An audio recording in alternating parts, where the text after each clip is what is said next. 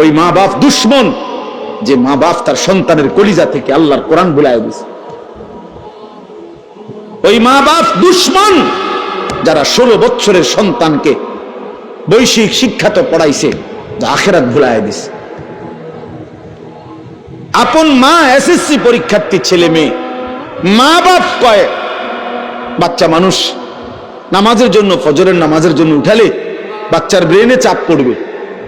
ওর রাত 2টা পর্যন্ত পড়ছে, ওর পরীক্ষা আগামী 6 তারিখ, আগামী 9 তারিখ। এখন তাকে কোনো চাপ দেওয়া যাবে না, এখন চাপ দেওয়া যাবে না। ওর পরীক্ষা, ও গোল্ডেন এ প্লাস পাবে, ও অনেক কিছু হবে, অনেক কিছু, ও অনেক বড় শিক্ষিত হবে, অনেক কিছু হবে। আর ফজরের নামাজ পড়লে ব্রেনে চাপ পড়বে, এজন্য ফজরের নামাজে পড়ায় না। কি পরিমাণ অসভ্য ওই মা বাপ, যারা তাদের আল্লাহকে ভুলে গেছে। মনে হয় যেন ওই সন্তান তার নিজের, অথচ সে ভুলে গেছে যে এটা আল্লাহ দিয়েছে। ইয়াহাবু লিমান ইয়াশাউ ইনাতা ওয়া ইয়াহাবু লিমান ইয়াশাউ যুকুর। আল্লাহ বলেন, আল্লাহ যাকে চায় তাকে কন্যা দান করে, আল্লাহ যাকে চান তাকে ছেলে দান করে। আও ইউযাওয়িজুহুম যুকরানা ওয়া ইনাসা। আল্লাহ যাকে চান তাকে আল্লাহ ছেলে মেয়ে দুইটাই দান করে। ওয়া ইয়াজআলু মান ইয়াশাউ আকীমা। আর আল্লাহই যাকে চান তাকে একটাও দেয় না। শুধু মেয়ে কে দেয়? শুধু ছেলে কে দেয়? ছেলে মেয়ে দুইটাই কে দেয়? একটাও দেয় না। কে? আমার বড় ভাইয়ের 4 ছেলে, মেয়ে নাই। আমার মেজো ভাইয়ের 2 ছেলে, মেয়ে নাই। আমার 2 মেয়ে 2 ছেলে। তাহলে এরকম হইল কেন? আমরা এক মার ঘরে ভাই, এমন হইল কেন? আমার আপন 2 ভাগ্নি, যমজ বোন, ওরা আপন জন। তো একজনের 2টা মেয়ে আছে, বিয়ে দিছে। একজনের 2টা বাচ্চা আছে, আরেকজনের একটাও সন্তান নাই। তাই এমন কেন?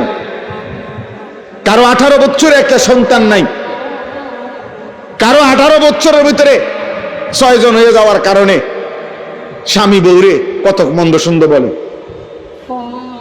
কথার কথা, কারো 18 বছরের সন্তান হয়েছে 6টা, কারো 18 বছরের সন্তান হয় নাই একটাও। তার সবটা ফয়সালা কা? সন্তান দিলেন যিনি, আজ তাকে সেজদা দিলে তার ব্রেনে চাপ পড়বে। তোমার মতো অসভ্য মা বাপ, তুমি দুশ্মন ওই সন্তানের, যে তাদেরকে আখিরাত থেকে বঞ্চিত করে দিছে, আখিরাত থেকে বঞ্চিত করে দিছে।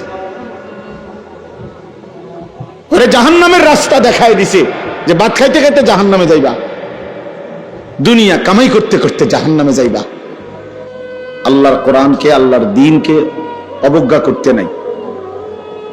এক তো আমি শুনলাম না, আমি ছিলাম না, খালাস, কোনো অসুবিধা নেই। এখানে সবাই আসতে হবে মহল্লার, বাধ্যতামূলক, এমন কোনো বিষয় না। এটা ফরজে আইন না যে সবাইকে বাধ্যতামূলক। এখনকার ওয়াজে যদি না বসে কবিরা গুনাহ হবে এমন কিছু না, সওয়াব হবে। আসলে শুনলে নিজের উপকার হবে। কিন্তু আল্লাহর কোরআনকে অবজ্ঞা করা, অবহেলা করা, এটা অনেক বড় অপরাধ। এজন্য এটা খুব জরুরি। আমাদের এই শুক্রবারে যে জুমার নামাজের বয়ান হয়, ইমাম সাহেব আমাদের ছেলে পেলেগুলো যদি একটু মনোযোগ দিয়ে শুনতো, তাহলে শুধু জুমার বয়ান দ্বারাই তাদের জিন্দেগি পরিবর্তন হতো। কিন্তু ছেলে পেলেদের মাথায় অবস্থা হলো এই যে শয়তান ইবলিস ওদের মাথার মধ্যে এটা ঢুকায় রাখছে, ইমাম সাহেবের এসব কথা তোমার কোনো প্রয়োজনীয় বিষয় না। এগুলো ওনারা ওনাদের এগুলো বলে, বলতে হয় এই জন্য বলে, এটা ওনার চাকরি। শুক্রবার দিন কিছু কথা উনি বলতে হয়। কিন্তু বাস্তবিক অর্থে যদি বুঝতো কেউ যে না, এর মধ্যে আমার হেদায়েত আছে, আল্লাহর কথার মধ্যে আমার জীবনের জন্য দিক নির্দেশনা আছে, তাহলে বাস্তবিক অর্থেই তার জিন্দেগি বদলাইত।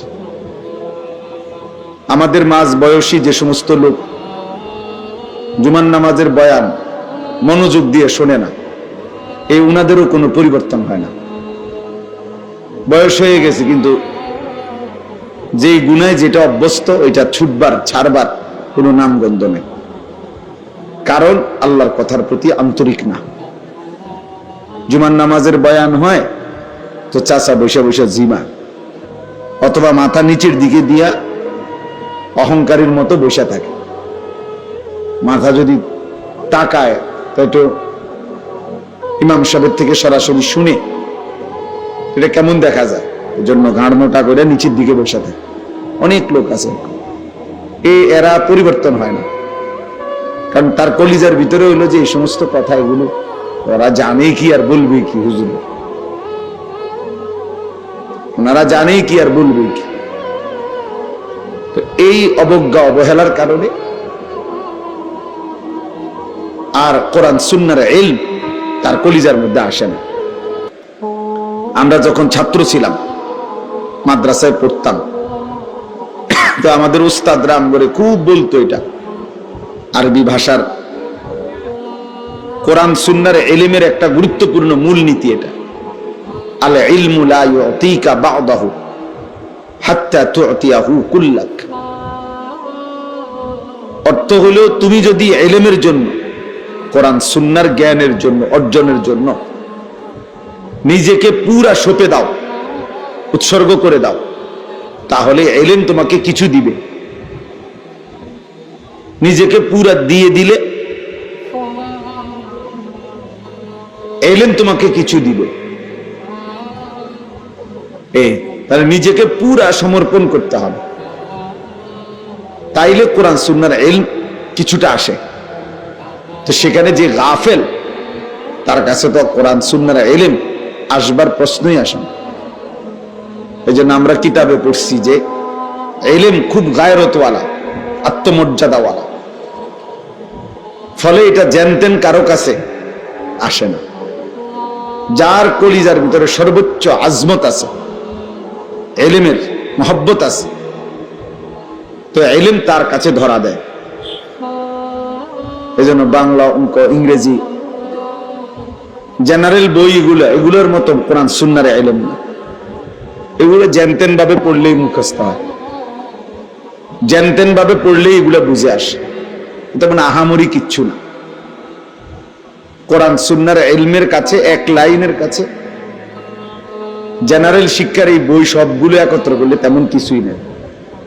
আমি এগুলো পড়ছি, আমিও মাস্টার্স পাস করছি, ওই সায়েন্স বিজ্ঞান বিভাগ থেকে দাখিল এসএসসি পাস করছি, কাজে এই সম্পর্কে আমাদেরও আইডিয়া আছে। এই জন্য বললাম, এ তেমন কোনো উল্লেখযোগ্য কিচ্ছু না। কোরআন এবং সুন্নাহর ইলম এটাই উচ্চ শিক্ষা, এটাই শ্রেষ্ঠতম ইলম, শ্রেষ্ঠতম জ্ঞান। এই জন্য এটা জানতেন কেউ অর্জন করতে পারে না। শতভাগ মহব্বত, শতভাগ আন্তরিকতা, শতভাগ একাগ্রতা, মনোযোগ হলে কিছুটা হয়, কিছুটা হয়, সামান্য অর্জন হয়। এজন্য আমাদের কাছে আরবি কিতাব আছে। পূর্ববর্তী জামানায় ইলম অর্জনের জন্য আমাদের পূর্ববর্তী উলামায়ে কেরাম, মুহাদ্দিসিন, পূর্ববর্তী মনীষীগণ কি পরিমাণ ত্যাগ স্বীকার করছেন, এর ইতিহাস অনেক লম্বা। মনে করেন আজকে যেই বুখারী শরীফ কোরআনুল কারীমের পরে শ্রেষ্ঠতম কিতাবের নাম বুখারী শরীফ, হাদিসের কিতাব। ইমাম বুখারী রাহমাতুল্লাহ আলাইহি লিখছেন, ওনার জীবনীতে আছে, উনি বলেন, ক্ষুধার কষ্টে ইলম অর্জনের জন্য আমি এত লম্বা পথ সফর করছি, এত দূর দূরান্তে গেছি যে বহু সময় ক্ষুধার কষ্টে আমাকে ঘাস চাবাইয়া খাইতে হয়েছে। একবার স্পষ্ট কিতাবে আছে, বহু সময় আমি ঘাস চাবাইয়া খাইছি, কোনো খাবারের ব্যবস্থা ছিল না। হযরত আবু হুরায়রা রাদিয়াল্লাহু তাআলা আনহু সাহাবীদের মধ্যে সবচেয়ে বেশি হাদিস বর্ণনাকারী। উনি বলেন, এই বিপুল পরিমাণ হাদিস নবীজির থেকে সংগ্রহ করতে গিয়ে কখনো কখনো ক্ষুধার কষ্টে আমি কোথাও বাহিরে গিয়া যে খাবার সংগ্রহ করব, এটুকু মানসিকতা আমার ছিল না। কারণ যদি আমার একটা রাসূলের একটা কথা ছুটে যায়, একটা বাণী যদি ছুটে যায়, তো এই জন্য উনি বলেন যে আমি কখনো কখনো মসজিদে নববীর বারান্দায় উপর হইয়া লম্বা হইয়া শুয়ে কাঁপতে থাকতাম। আর আমার সঙ্গী সাথীরা বলতো, আবু হুরায়রার মনে মৃগী রোগ, খিঁচুনি রোগ। এই জন্য সবাই আমারে ঘাড়ে পিঠে হাত বুলাইতো আর বলতো আমার মৃগী রোগ আছে, খিঁচুনি রোগ আছে। কিতাবে আমরা নিজে পড়ছি, হযরত আবু হুরায়রা রাদিয়াল্লাহু তাআলা আনহু বলতেন, এই অবস্থায় ওয়াল্লাহি মা বি ইল্লাল জু', সাহাবীদেরকে অন্যান্যদেরকে বলতেন, আল্লাহর কসম বন্ধুরা, আমার খিঁচুনি রোগ না, মৃগী রোগ না, আমি এমন কাঁপতেছি আল জু', ক্ষুধার কষ্ট, পেটের বুকে। কিন্তু এরপরেও রাসূলুল্লাহ সাল্লাল্লাহু আলাইহি ওয়াসাল্লামের দরবার থেকে যায় নাই। বিনিময়ে আজকে তিনি সবচেয়ে বেশি হাদিস বর্ণনা করেন। এটা চারটিখানি বিষয় না। এই জন্য সবার জন্য, আপনাদের জন্য বলি, আল্লাহর কথা সর্বোচ্চ আন্তরিকতা নিয়ে শুনতে হয়, তাহলে কিছু অর্জন হয়।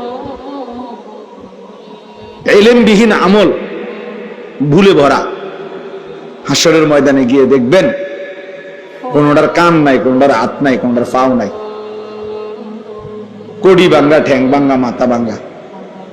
তার মানে আমল তো করছেন, আপনি তো মনে করছেন আপনি 5 ওয়াক্ত নামাজ পড়ছেন, কিন্তু কোনটার রুকু হয় নাই, কোনটার সেজদা হয় নাই, কোনটার ওযু ঠিক মতো হয় নাই, ফলে যথাযথ নেকি অর্জন হয় নাই,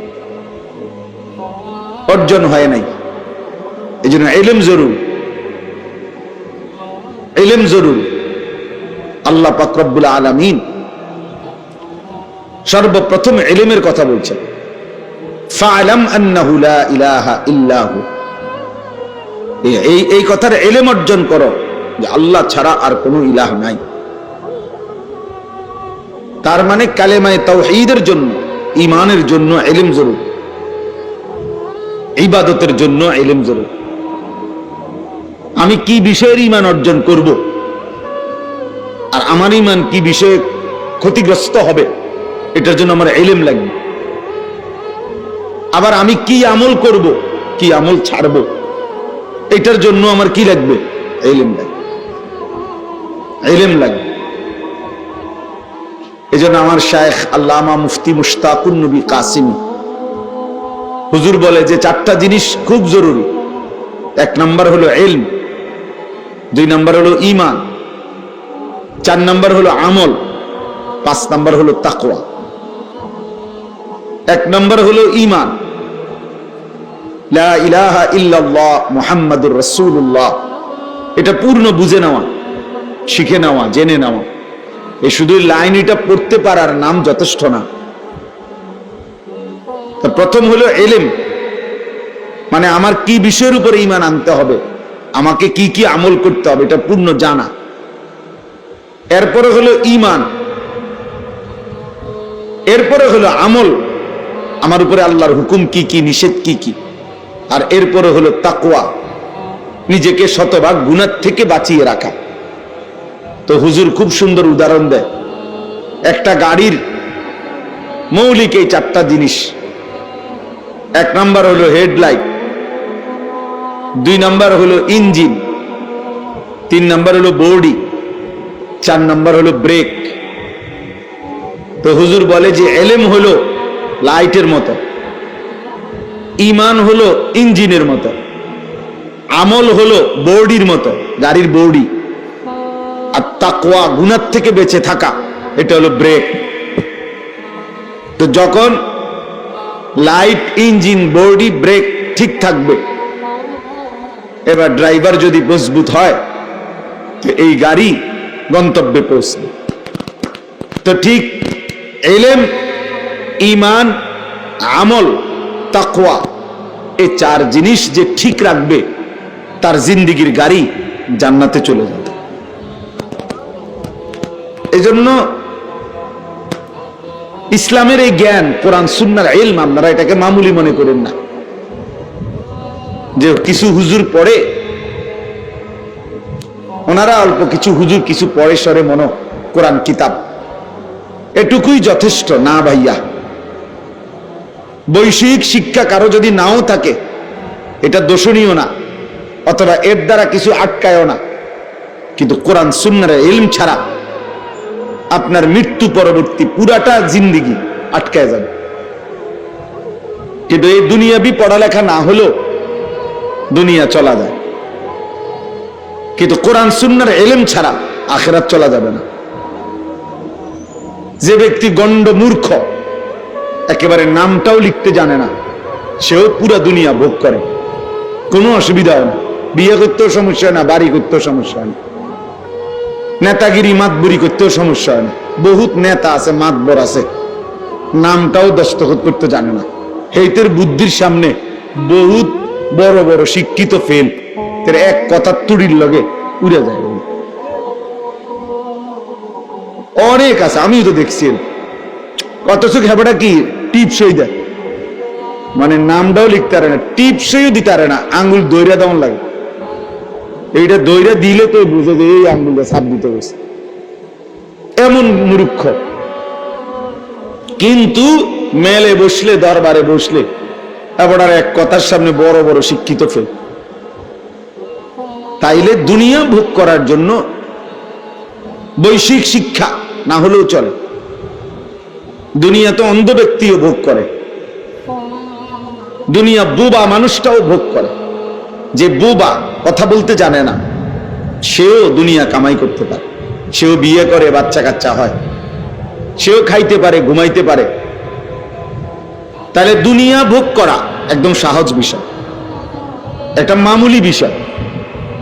আপনি এত বুদ্ধি খাটাইয়া, এত পড়ালেখা করে, এত কিছু কইরা আপনি যে ভাত মাছ খান, যেই চাল ডাল খান, মূর্খ মানুষ এড়িয়ে খায়। তাইলে আর আহামরি কি অর্জন হলো? অতিরিক্ত কি? অতিরিক্ত কি? এই জন্য এটা মনে রাখতে হবে, দুনিয়া এমনি ভোগ করা যায়। আল্লাহ তাআলা কোরআনুল কারীমের মধ্যে বলছেন, আমি আল্লাহ তাআলা আমার এই জমিনে যতটা প্রাণী সৃষ্টি করেছি প্রত্যেকের রিজিকের জিম্মাদারি আমি আল্লাহ তাআলা আমি নিজেই আমার কাঁধে তুলে নিলাম। ওয়ামা মিন দাব্বাতিন ফিল আরদি ইল্লা আলাল্লাহি রিজকুহা। আল্লাহ তাআলা বলেন, এই জমিনের মধ্যে বিচরণশীল প্রত্যেকটি প্রাণের রিজিকের জিম্মাদারি আমি আমার হাতে নিলাম। লা নাসআলুকা রিজকা। আরেক আয়াতে আল্লাহ বলে, আমি তোমাদের কারো কাছে এই সৃষ্টি জগৎকে রিজিক দিতে কারো সাহায্য চাই না, কেউ আমারে সহযোগিতা করতে হবে না। তোমরা যদি সবাই আচ্ছাও সাইরা বইয়াও থাও, এরপরও আমি আল্লাহ তাআলা প্রত্যেকের রিজিক আমি একাই পৌঁছাবো। নাহনু নারযুকুক, আমি রিজিক দেব। কেউ যদি মনে করেন আমরা কাম বন্ধ করে দিলে সে করতে আইয়ে বাত, আপনি বইয়ে থাকেন না, দেখেন না বাত করতে গাই। আপনি দেখেন এই পৃথিবীর লক্ষ লক্ষ কোটি কোটি অন্ধ, বোবা, বধির, প্যারালাইজড, পঙ্গু, এরা কেমনে ভাত খায়? তাহলে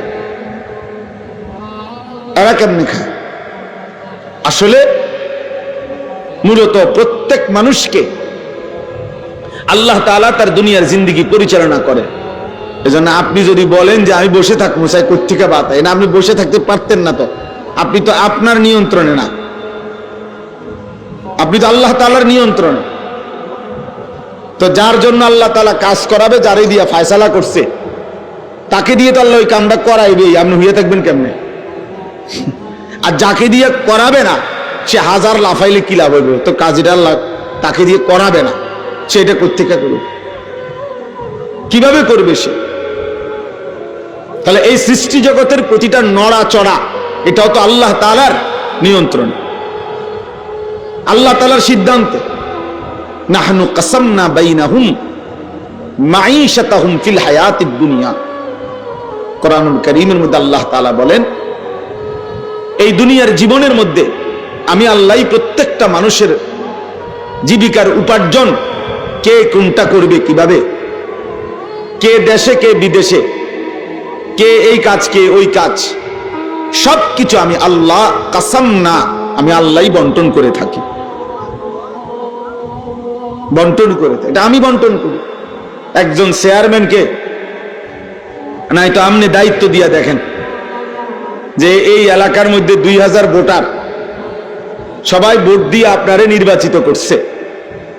এখন এই এলাকার মধ্যে আমাদের 20 রকমের কাজ দরকার। কিছু লোক দরকার রিক্সা চালাবে, কিছু লোক দরকার যারা দোকানদারি করবে, কিছু লোক দরকার যারা টয়লেট বাথরুম সাফ করবে, কিছু লোক দরকার যারা জুতা ছিলাবে, কিছু লোক দরকার যারা অফিস আদালত করবে, কিছু লোক দরকার যারা শিক্ষা প্রতিষ্ঠান চালাবে। এখন আমনে চেয়ারম্যান, আমনে ভাগ করে দেন কে কোনটা করত। রিক্সা চালাইতো কে আর জুতা সিলাইতো কে, আমনে ঠিক করে দেন। তো চেয়ারম্যান যদি এটা ঠিক করতে বসে তো যার নামে প্রথম লিখবে যে তুমি রিক্সা চালাইবা। এতে কি বলবো, কি আমি কি ভোট অর্ধেক দিছি বেটা, আমার পয়লা রিক্সাটা আমার কান্দে দিলা, আমার একটা প্রাইভেট কার দিতে না। তাহলে চেয়ারম্যানের 5 বছর না 25 বছর যাবে গা এই কাজ বন্টন করে দিতে, এই ফিডাফিডিতে তো এবার যান শেষ হয়ে যাবে। সে কিভাবে সম্ভব? এটা জীবনেও পারবে না, কোনোদিনও পারবে না। বরং আল্লাহই কুদরতি ভাবে প্রত্যেকের কলিজার ভিতরে এক একজনের এক একটা কাজের প্রতি আল্লাহ তাআলা আগ্রহ দিয়া দেয়। ফলে দেখা যায় আপনার কাছে মনে হয় এটা কি পরিমাণ কষ্টের কাজ, আবার ওইটা আমারটারে মনে হয় কি পরিমাণ কষ্টের কাজ। আল্লাহর কুদরত। এজন্য দোস্ত, এই পৃথিবী আল্লাহ তাআলাই পরিচালনা করে, আল্লাহ তাআলাই পরিচালনা করে। আমাদেরকে সৃষ্টি করেছেন আল্লাহ তাআলা, এবং আমাদের সমস্ত নড়াচড়া কর্মকাণ্ড, এই পৃথিবীর জাররা জাররা বিন্দু বিন্দু আল্লাহই সৃষ্টি করেছেন, তিনিই পরিচালনা করছেন। অতএব আমার যে কথাটা দিয়ে আমি শুরু করছিলাম, ইলম দরকার, কোরআন সুন্নাহর ইলম দরকার, আমাদের আখিরাতের জন্য ইলম দরকার। দুনিয়া দোস্ত এমনিই চলে যায়, এ দুনিয়া প্রত্যেকেই নির্ধারিত পরিমাণ ভোগ করে। শিক্ষা দীক্ষা সার্টিফিকেট অনেক কিছুই অনেকের কাছে থাকে, কিন্তু উপার্জন বরাবর হয় না। আসল মূল কারণ হলো ওই সার্টিফিকেট আর ওই পড়ালেখা, এর মধ্যে রিজিক না, রিজিক আসমানে, রিজিক আল্লাহ তাআলার ফয়সালার উপর। কোরআনুল কারীমের মধ্যে স্পষ্ট আছে, ওয়াফিস সামাই রিজকুকুম ওয়া মা তুআদুন। একবারে সরাসরি কোরআনের আয়াত। আল্লাহ তাআলা বলেন ওয়াফিস সামাই রিজকুকুম, তোমাদের রিজিক আসমানে। সামাউন মানে আসমান, ওই আরশে আজিমের মালিকের কাছে তোমাদের রিজিক, ওই খেতে না, ব্যাংকে না, দোকানে না, বাজারে না, শিক্ষা প্রতিষ্ঠানে না, ফ্যাক্টরিতে না, মেলে না, রিজিক আসমানে। ওয়া মা তুআদুন, এবং তোমাদেরকে দুনিয়ায় যা কিছু দেওয়ার ওয়াদা করা হয়েছে সব কিছুর ফয়সালা আসমানে। কোথায় বলেন? আসমানে ফয়সালা। অফিস সামা। ঈমান বহুত জরুরি ভাইয়া। আজকে আমাদের সন্তান এই যে কলেজ ইউনিভার্সিটির অসংখ্য ছেলে, ব্যক্তিগতভাবে আমার সাথে যাদের সম্পর্ক আছে, আমার জিন্দেগির সবচেয়ে বেশি ফিকির নওজওয়ানদের সাথে। তা আমি তো আলহামদুলিল্লাহ অসংখ্য ইউনিভার্সিটি পড়ুয়া ছেলের সাথে কথা বলি, যাদের সাথে আমার মহব্বত করে।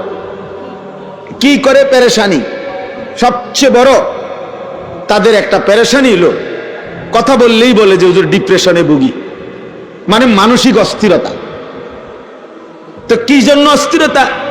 একটা ভালো চাকরি হবে কিনা, একটা ভালো চাকরি হবে কিনা, স্টাবলিশড হতে পারবো কিনা, প্রতিষ্ঠিত হতে পারবো কিনা, এই এক টেনশনে, এই টেনশনে, এই সার্টিফিকেট দিয়ে হ্যাঁ প্রতিষ্ঠিত হতে পারবো কিনা।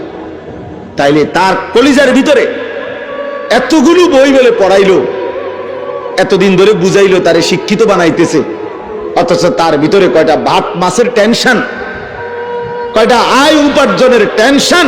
তার এই সমস্ত 16 বছরের পড়ালেখা করে বাস কইরা একসাথ কইরা এইটার ভিতরে শুধু ভাতের চিন্তা আর তরকারির চিন্তা, আর এখন বিল্ডিং এর চিন্তা, আর এখন বিয়ে করণের চিন্তা, এইটাই তার 16 বছরের পড়ার উপরে ডাইলা দিছে।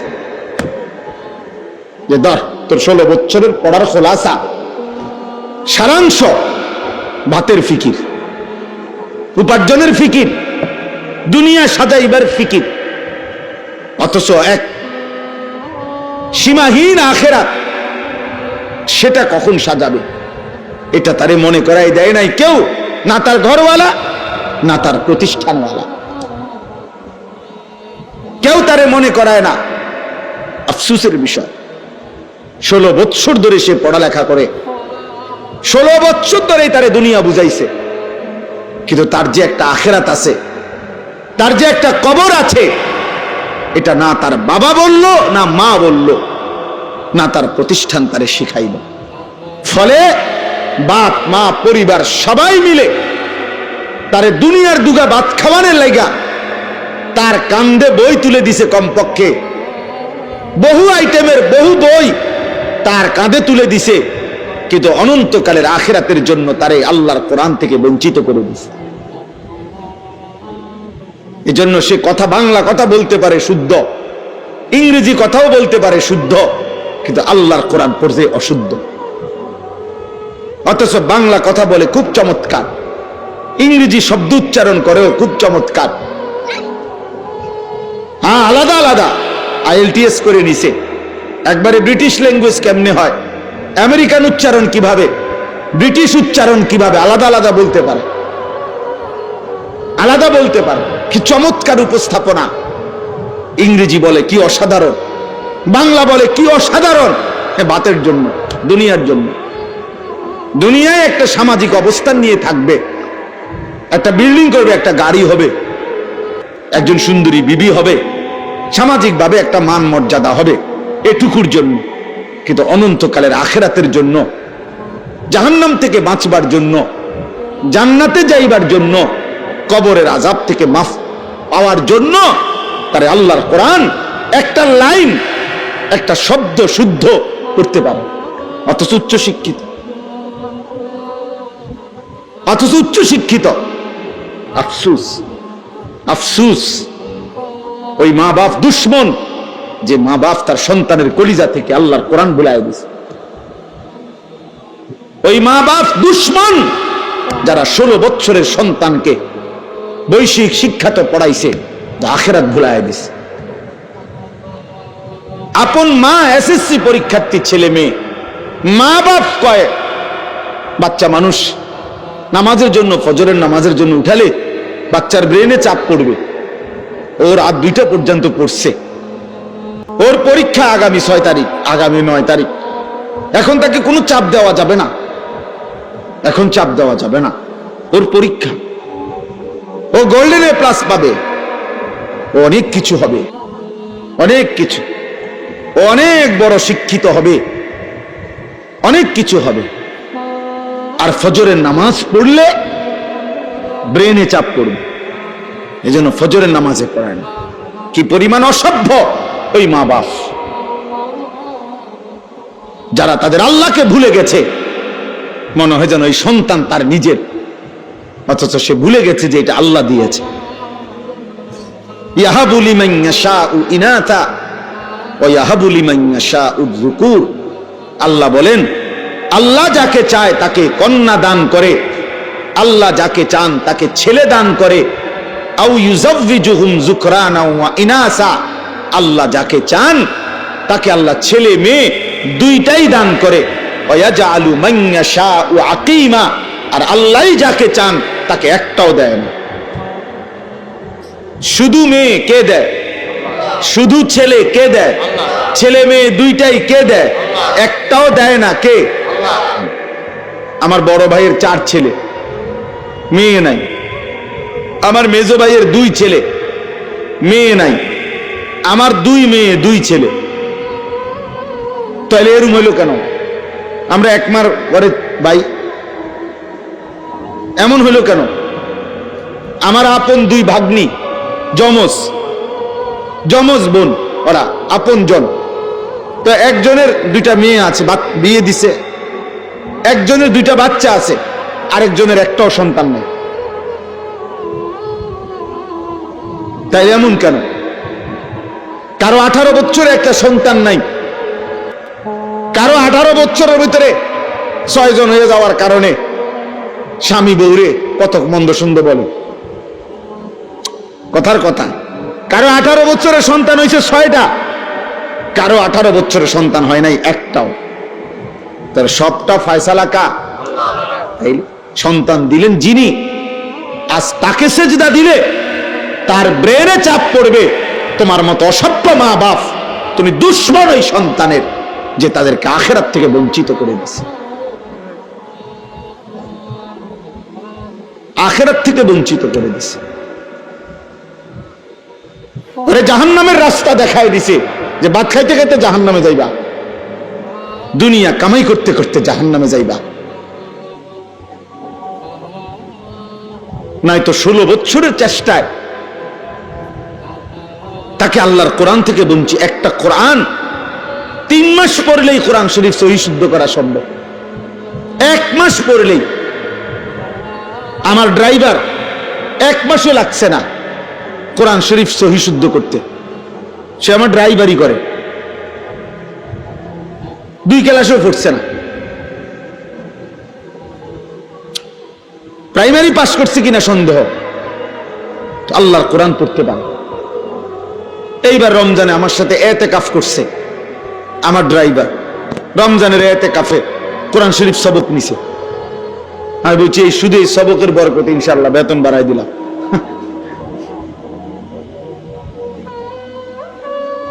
তা এই জন্য বললাম আল্লাহর কোরআন থেকে। অথচ আল্লাহ তাআলা কোরআনুল কারীমের মধ্যে বলছেন, ওয়ালাকাদ ইয়াসসারনাল কোরআনা লিযিকর, আমি কোরআন সহজ করে দিয়েছি, সবার জন্য সহজ, শেখার জন্য, পড়ার জন্য, বুঝার জন্য। এই জন্য প্রিয় ভাই আমার, যে কয়জন নওজোয়ান ভাই বসছো এখানে, স্কুল পড়ুয়া, কলেজ পড়ুয়া, ইউনিভার্সিটি পড়ুয়া, আমি অনুরোধ করি সবার কাছে, আল্লাহর কোরআন পড়েন। রাসূলুল্লাহ সাল্লাল্লাহু আলাইহি সাল্লামের এক হাদিস পড়েন।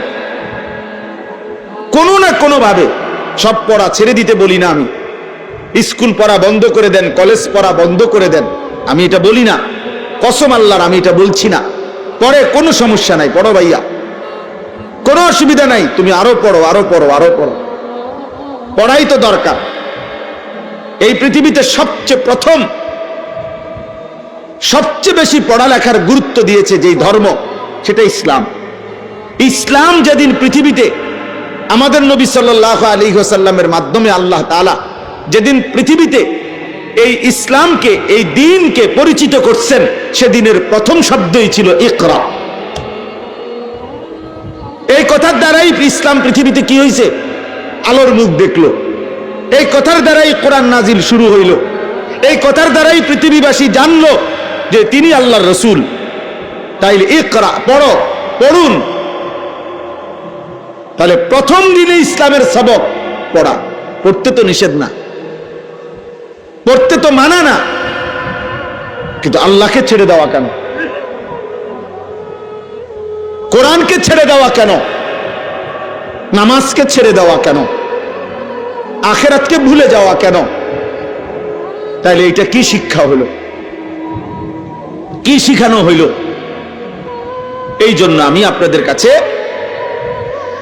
এতগুলো কথা বলার দ্বারা আমার উদ্দেশ্য এই কথা বুঝানো, প্রত্যেকে, বাবারা, চাচারা, বয়স্করা, যে মুসলমান সে মূর্খ হইতে পারে না। কোরআন শরীফ পড়তে জানে না, কোরআন শরীফ দেখে দেখেও পড়তে পারে না, এটা কোন জাতের মুসলমান না, এটা প্লাস্টিক, বাদ খাই না মুসলমান। ফালতু লোক, এটা আকামলা মানুষ। এটা করে কোন জীবনের কোন নিজের ধর্মের কোন গুরুত্বই বোঝে নাই এ বেটা। এ রাসূলুল্লাহ সাল্লাল্লাহু আলাইহি সাল্লামের মহব্বত আল্লাহর কোরআন যে দেখে দেখেও পড়তে পারে না, আমি বললাম তার কলিজার ভিতরে আল্লাহর রসুলের ভালোবাসা বলতে কিচ্ছু নাই, কিচ্ছু নাই, কিচ্ছু নাই, কিচ্ছু নাই মিয়া। আমি বললাম, আপনি চ্যালেঞ্জ করেন। আমার নাম আনিসুর রহমান, আমি বললাম। কারণ রাসূলুল্লাহ সাল্লাল্লাহু আলাইহি সাল্লাম এই পৃথিবীতে কোরআনুল কারীমে আল্লাহ তাআলা 4 বার বলছে এই পৃথিবীতে নবীজিকে, রসূলকে আমি পাঠিয়েছি 1 নাম্বার যে উদ্দেশ্য, সেটা হলো ইয়াতলু আলাইহিম আয়াতিহি, কোরআনুল কারীমের তেলাওয়াত। নবীর সাথে উম্মতের প্রথম সম্পর্ক কোরআনের তেলাওয়াত, প্রথম সম্পর্ক কোরআনুল কারীমের তেলাওয়াত। জানেন না, রাসূলুল্লাহ সাল্লাল্লাহু আলাইহি সাল্লামের সাথে কোনো সম্পর্কই আপনার হলো না, আপনি তো প্রথম নাম্বারে ফেল। কোরআন শরীফের আয়াত,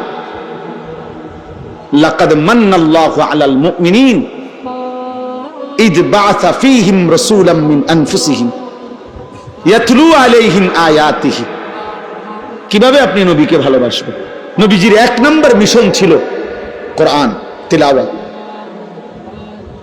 আমার শায়েখ আল্লামা মুফতি মুশতাকুন নবী সাহেব হুজুর এটা বুঝায় বলছে যে মানুষের মধ্যে সম্বোধন 3 ধরনের, আমি, তুমি, সে। মানুষ এই 3টাই বুঝায়, আমি, তুমি, সে। কোরআনুল কারীমের মধ্যে আল্লাহ তাআলা এই 3 শব্দেই কোরআন তেলাওয়াতের কথা বলছে। ইয়াতলু আলাইহিম আয়াতিহি, সে কোরআন তেলাওয়াত করবে। উতলু ইলাইকা মা উহিয়া মিনাল কিতাব, নবীকে বলছে তুমি, আপনি কোরআন তেলাওয়াত করেন। আবার নবীজি বলছে আমার আল্লাহ আমাকে আদেশ করছে আন আতলু আল কোরআন, আমি যেন কোরআন পড়ি। তাহলে কোরআন পড়বো আমি, কোরআন পড়বেন আপনি, কোরআন পড়বে সে। আমি, তুমি, সে, সবাই কোরআন পড়বে। কোরআন পড়বে কে বলেন না? আমি। আর কে? তুমি। আর কে? সে। তাইলে কোরআন আমিও পড়বো, আমার বাপও পড়বে, আমার মাও পড়বে, আমার স্ত্রীও পড়বে, আমার ছেলেটাও পড়বে, আমার মেয়েটাও পড়বে, আমার নাতিও পড়বে, আমার নাতনিও পড়বে। আমি, তুমি, সে, সবার জন্য কোরআন। আমিও মুসলমান, সেও তো মুসলমান, তুমিও তো মুসলমান, কোরআন পড়বে না কেন? আচ্ছা, এই বিষয়টার উপরে এতটা গুরুত্ব এখন কেন দিলাম হঠাৎ এই এখনকার বয়ানে? আপনাদের কাছে রাগ হইয়েন না, আমার একটা কারণ আছে। এই মসজিদে যারা নামাজ পড়েন, দয়া করে আপনারা একটু হাত উঠান তো। এই মানে এই মসজিদের মুসল্লি যারা, হাতটা উঠান। আচ্ছা, মাশাআল্লাহ, হাত না মানে আপনারা একটা ইনসাফের কথা, রাগ হইয়েন, আমি শুধু বুঝার জন্য, আপনাদের চোখ খোলার জন্য বলতেছি। এই মসজিদ আপনাদের এতগুলো এসি লাগানো, মসজিদে থাই গ্লাস লাগানো, টাইলস লাগানো, সবটা মসজিদ ঝকঝকে এত সুন্দর। আপনাদের মসজিদে তাকের মধ্যে যে কোরআন শরীফগুলো রাখা আছে, এই কোরআন শরীফগুলোর এই পরিমাণ অবহেলিত কেন?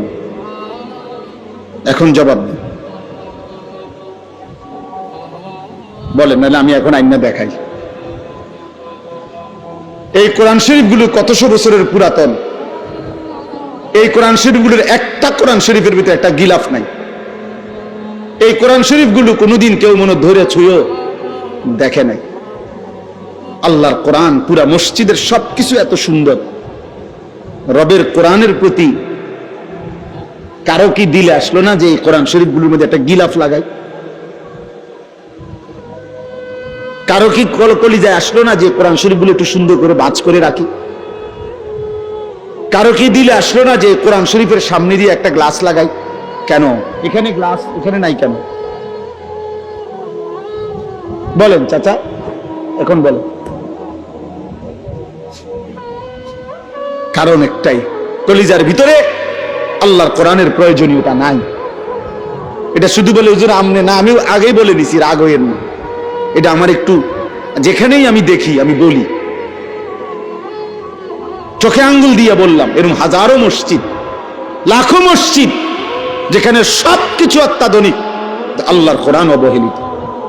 এবং এমন বহু জায়গা আমি দেখছি যেখান দিয়া কোরআন শরীফ রাখছে, ব্যাটারির বাক্স হেন দিয়া তুইছে, মোমবাতি কোরআন শরীফ লাগে তুইছে, আগরবাতির বাক্স হেন দিয়া তুইছে, মেজবাতি এনে রাখছে। মানে যত এই মসজিদের অপ্রয়োজনীয় জিনিসগুলো এখান দিয়ে থুইছে। বুঝেন নাই কথা?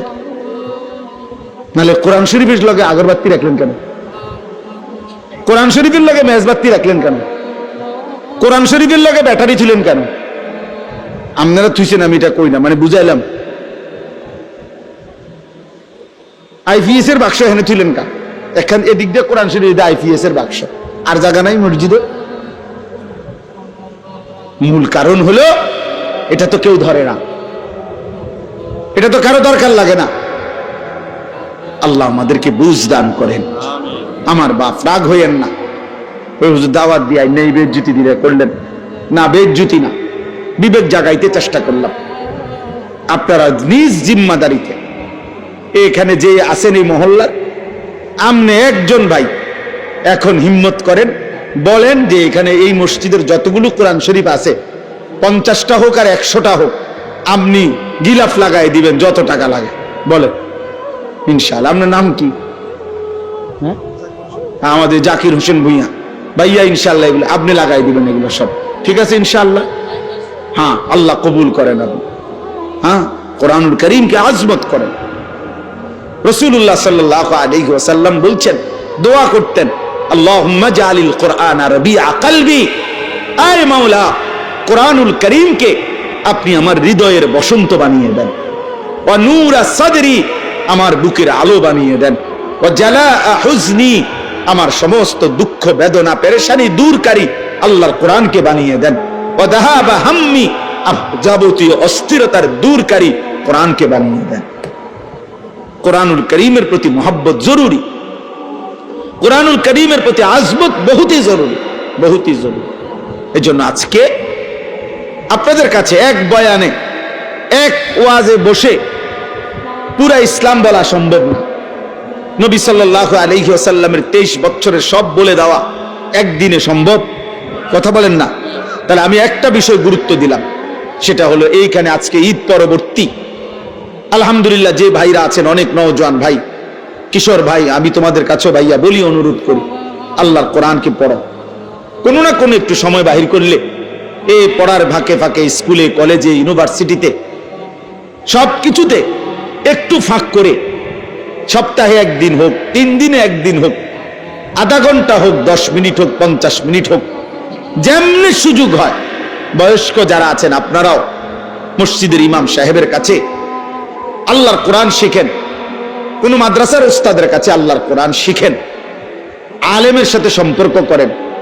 আমাদের দেশে অনেক মুসলমান আমরা মসজিদের ইমামের সাথে আমাদের আন্তরিকতা কম, সালাম ফিরাইয়াই বের হয়ে গেছে, সালাম ফিরাইয়াই না ইমাম সাহেবের কাছে বসে। আমার খুলনার হযরত, বাংলাদেশের একজন শ্রেষ্ঠ বুজুর্গ, পাকিস্তান করাচির বিশ্ববিখ্যাত বুজুর্গ, কুতুবে আলম আরিফ বিল্লাহ হযরত মাওলানা শাহ হাকিম মোহাম্মদ আখতার রহমতুল্লাহ আলাইহির খলিফা হযরত মাওলানা মুফতি নুরুল আমিন সাহেব, অনেক বড় একজন আল্লাহওয়ালা হযরত মাওলানা মুফতি নুরুল আমিন, উনারে আমরা খুলনার হযরত বলি।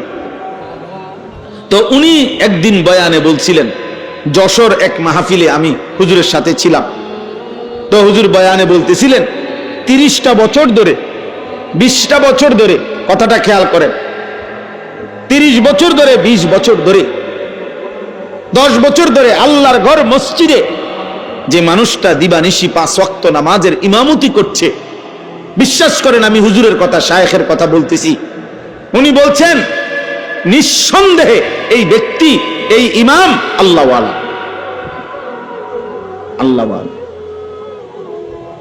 তাকে কদর করা উচিত, তাকে ভালোবাসা উচিত, তাকে শ্রদ্ধা করা উচিত। হ্যাঁ, হঠাৎ করে আসা বক্তার কপালে জোটে 50,000 টাকা, কিন্তু ইমাম সাহেবের কপালে জোটে কেন 200 টাকা? কেন? কারণ উনি যে ফরজ নামাজের ইমামতি করে, এই জন্য এটা অন্যায় হয়েছে না। অথচ ফরজ নামাজের দাম বেশি না? কথা বলেন না কেন? তো ইমামের দাম বেশি। আল ইমামু যামিন, আল্লাহ নবী সাল্লাল্লাহু আলাইহি ওয়াসাল্লাম বলছেন, ইমাম পুরা মহল্লাবাসীর জিম্মাদার।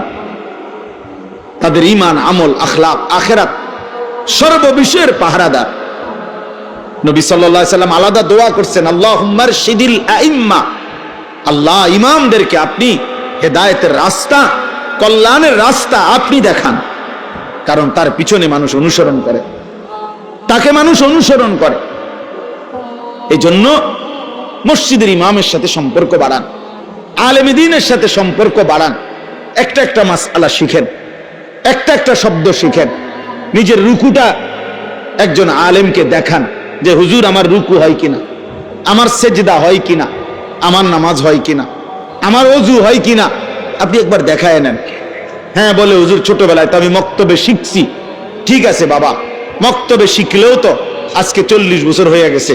50 বছর পরে আপনার বেখেয়ালে কোনো ভুল তো থাকতে পারে। এখন যদি শুধরায় নেয়, আখিরাত সুন্দর হয়ে গেল। কবরে গিয়া অনুভব করিলে সুন্দর করার তার সুযোগ হলো না। পরকালে গিয়ে তো আপনি বুঝবেন, কিন্তু সব লাভদ হবেন। কোরআন শরীফে কথা স্পষ্ট আছে, প্রত্যেকটা নাফরমান হাসরের ময়দানে তার সমস্ত পাপের কথা মনে পড়বে। ওয়াজিআ ইয়াউমাইদিন বিজাহান্নাম ইয়াউমাইদিন ইয়াতাযাক্কারুল ইনসান ওয়া আন্না লাহুদ যিকরা। আল্লাহ বলে, হাসরের ময়দানে যখন ফেরেশতারা জাহান্নামকে টেনে আনবে, সবার সামনে এনে দাঁড় করাবে জাহান্নামকে, জাহান্নামকে টাইনা আনবে। এই যে মনে করেন এটা সাউন্ড বক্স, এটা যেরকম আমরা এখন সবাই দেখতেছি, এরকম জাহান্নামকে টেনে এনে দাঁড় করাবে ফেরেশতারা। কোরআন শরীফের আয়াত। আল্লাহ বলেন, নাফরমান জাহান্নামের দিকে তাকাইয়েই ইয়াউমাইদিন ইয়াতাযাক্কারুল ইনসান, তার দুনিয়ার জীবনের সব কথা মনে পড়বে। ওয়া আন্না লাহুদ যিকরা, কিন্তু বলো না সেদিন মনে পড়ে কি লাভ হবে? কোরআন শরীফের আয়াত, ওয়া আন্না লাহুদ যিকরা, বলো না মনে পড়ে কি লাভ হবে? বুঝে তো আসবে। লাতারাবুন্নাল জাহিম সুম্মা লাতারাবুন্নাহা আইনাল ইয়াকিন। আল্লাহ বলে, বান্দা এই দুই চোখে জাহান্নামকে দেখবা, আর দুই চোখে দেখে, চোখে দেখা বিষয় যেমন নিশ্চিত হয়, এরকম নিশ্চিত হবা জাহান্নামের ব্যাপারে। মনে করেন এইটা যে একটা হ্যান্ডবিল, এটা আপনারা নিশ্চিত? না না, এইটা একটা মূলত মোবাইল। হ্যাঁ হ্যাঁ, আমি প্রধান বক্তা। আরে আমি বলতেছি মিয়া, এটা একটা মোবাইল মূলত। কথা বলেন না। আপনারা আমার সার্টিফিকেট জানেন, আমি অনেক পড়ালেখা করছি। আমি বলতেছি এটা মোবাইল, আমি মাস্টার্স পাস। আপনি কবেন কি আপনি মাস্টার্সের গোষ্ঠী গেলেন মিয়া? আমি এটা চোখে দেখি, এটা হ্যান্ডবিল, আপনি করেন এটা মোবাইল। আপনি সার্টিফিকেট দিয়ে আমি কিরম? আমি নিশ্চিত এটা চোখে দেখতেছি। তাহলে চোখে দেখা জ্ঞান, এটা অস্বীকার করার কোনো সুযোগ আছে? আল্লাহ তাআলা বলে, জাহান্নামকে এভাবে চোখে দেখবা আর চোখে দেখে নিশ্চিত হবা, কিন্তু বান্দা আফসোস তো করবা। লাভ কি হবে? লাভ কি হবে? লাভ কি হবে? লাভ কি হবে? হায় ছেলেরা, তোমরা যদি বুঝতা ভাই, কি পরিমাণ মোবাইল, ছবি, নারী, অস্থির দৃশ্য দেখলা। কেনই দেখো, কারে দেখো, কার মারে দেখলা, কার বোনেরে দেখলা, কেন দেখলা? 18 বছরের যুবক, তোমার এত নারী দরকার, এত উলঙ্গ ছবি দরকার? এত অল্প বয়সে যদি এত বড় অসভ্য হয়ে যাও, বাকি জিন্দেগি কেমনে পার করবা ভাইয়া? 16 বছরে যদি এত উলঙ্গ ছবি দেখে ফেলো, হায় হায়, বাকি জীবন কি করবো? 18 বছর না যাইতেই যদি এত সারা রাত মোবাইলে নারীর ছবি, নাচ, গান, উলঙ্গ দৃশ্য দেখো, হায় হায় জানোয়ার, আগামী জিন্দেগি কেমনে চালাইবা?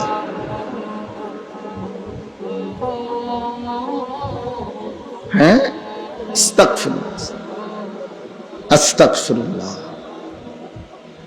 আজকের পত্রিকা আসছে, ইসরায়েলের ইহুদি কুত্তারা এই মুহূর্ত গাজার ফিলিস্তিনের মুসলমানকে এভাবে বোমা হামলা করছে, বোমার হামলার সাথে সাথে ওই জায়গার মধ্যে ধোঁয়া উঠে জীবন্ত মানুষ যে মারা গেছে তাৎক্ষণিক এই মানুষের লাশ টুকরা টুকরা হয়ে আকাশে উঠতেছে, উপরে উঠতেছে। আমি নিজ চোখে দেখছি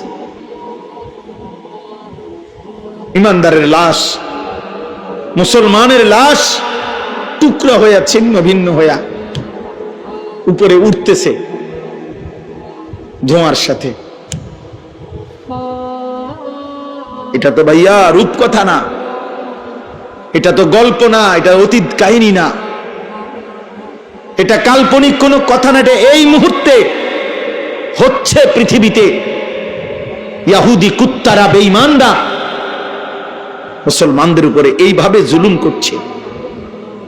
ওই মুহূর্তে পৃথিবীর এক অঞ্চলের মুসলমান যখন এই পরিমাণ নির্যাতিত, আরেক অঞ্চলের মুসলমানের সন্তান, মুসলমানের যুবক ঠিক ওই মুহূর্তে সারা রাত মোবাইলে উলঙ্গ ছবি দেখতেছে।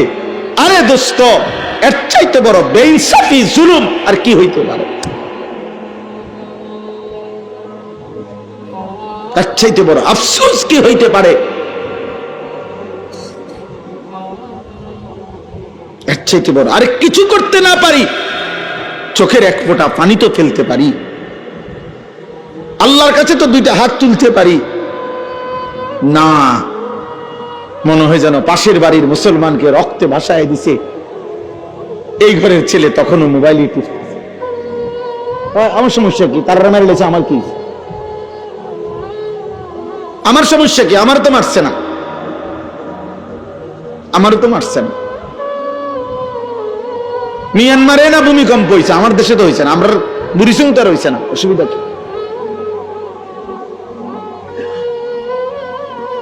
এজন্য ভাইয়া ভাবা উচিত, আমরা ভাবা উচিত, আমরা ভাবা উচিত। প্রতিনিয়ত প্রতি মুহূর্তে মুসলমানের উপরে জুলুমের মাত্রা, নির্যাতনের মাত্রা বেড়ে যাচ্ছে। কোন ভদ্রতা, কোন সভ্যতা, কোন মানবতা এই ইহুদি কুত্তাদের কাছে নাই, এই হিংস্র জানোয়ারদের কাছে নাই। পৃথিবীর সমস্ত মানবতা, ভদ্রতা সবকিছু তালা মাইরা, বিবেকের মধ্যে তালা মেরে এরা মুসলমানকে ধ্বংস করে দিচ্ছে, রক্তে জমিন ভাসায় দিচ্ছে। এই সময় আমরা এত নাচ গান, এত তামাশা করা ঠিক না। আমি এই কথাটা আমি বলছিলাম, আমার সবচেয়ে বেশি আশ্চর্য লাগে যে পুরো একটা মাস রমজান পালন করে